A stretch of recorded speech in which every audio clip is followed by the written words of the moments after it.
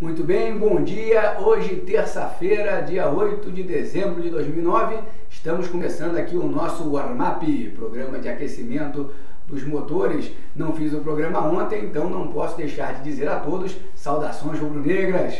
Bom, mercado de ontem, um dia de contramãos, né? Nos Estados Unidos, um fechamento perto da estabilidade, com o mercado oscilando em alguns pedaços do dia em campo negativo, e aqui no Brasil um mercado positivo o dia inteiro, puxado principalmente pelos bancos, que desde o período da manhã já vinham apresentando alta mais expressiva.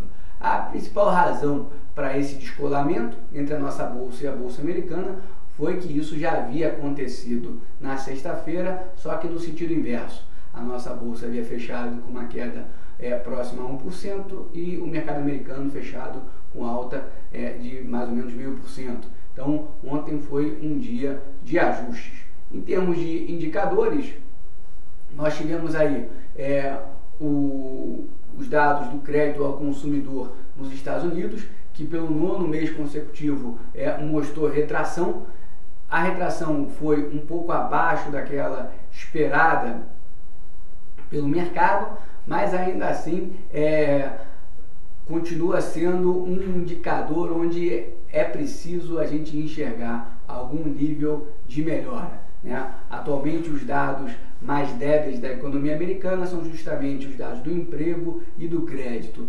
Os dados do emprego apresentaram uma surpreendente novidade positiva na sexta-feira, com um fechamento de vagas bem pequeno, muito menor do que o esperado no mês passado, e uma queda na taxa de desemprego de 10,2 para 10. Agora, o crédito, principalmente o crédito ao consumidor, continua se retraindo, em parte pelos bancos mais conservadores e também pelas próprias pessoas um pouco mais contidas para não viverem novamente aquele nível de alavancagem pré-crise.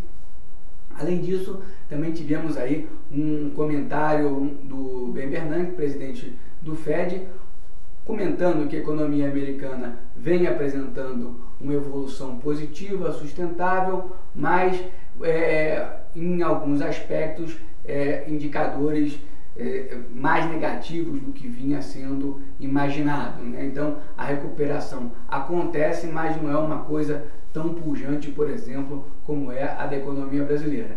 O mercado reagiu com um viés mais negativo e por isso a bolsa americana não seguiu a valorização da sexta-feira. Aqui no Brasil os dados já foram ao contrário, o mercado foi bastante positivo.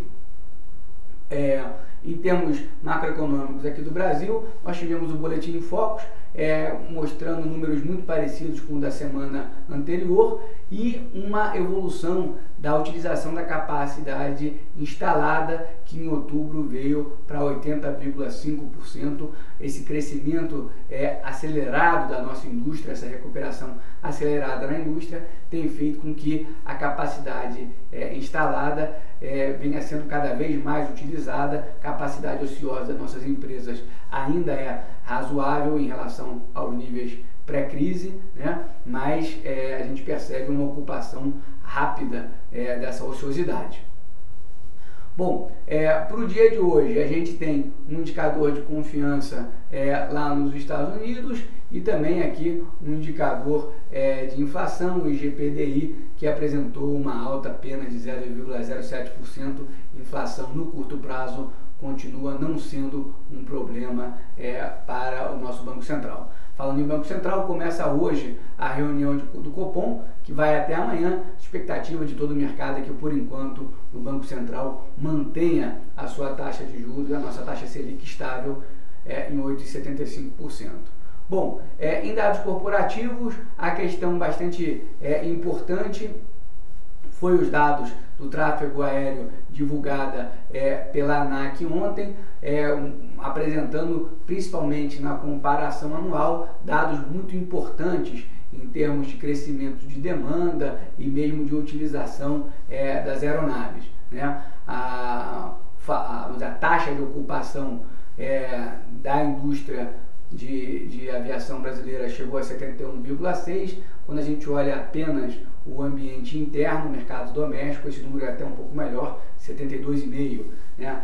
Aqui na Petro a gente vem acompanhando o setor já faz aí 3 ou 4 meses e a gente havia colocado o nível de 70% de utilização da taxa de ocupação das aeronaves como o nosso nível a partir do qual um ponto de entrada poderia ser encontrado com mais sustentabilidade. Então, a gente está refinando as nossas avaliações de Gol e de TAM e logo devemos ter novidades aí, mas é um dado bastante positivo para o setor, não é por outra razão que ambos os papéis tiveram valorizações importantes ontem, sendo que a Gol havia subido quase 30% no mês passado. Né? Então é um momento de recuperação para o setor, vale a pena os investidores ficarem atentos a tanto a Gol quanto a TAM.